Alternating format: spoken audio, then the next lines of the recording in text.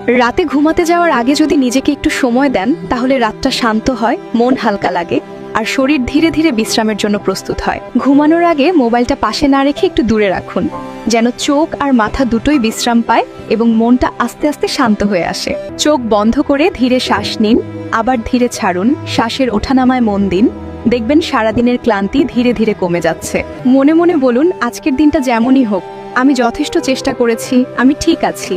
এই কথাটুকুই মনকে ভেতর থেকে শান্ত করে। এই ছোট্ট অভ্যাসগুলো নিয়মিত করলে ঘুম হবে গভীর, শরীর ভালো থাকবে, মন ভালো থাকবে আর পরের সকালটা শুরু হবে অনেক বেশি শান্তভাবে। ভিডিওটা যদি ভালো লাগে ছোট্ট একটা লাইক দিন, কমেন্টে আপনার অনুভূতি লিখুন। আজকের দিনটা কেমন কাটলো আমি সত্যিই জানতে চাই। ভালো হোক বা খারাপ কমেন্টে আমাকে জানাবেন। যদি খারাপ কেটে থাকে তার কারণটাও বলবেন।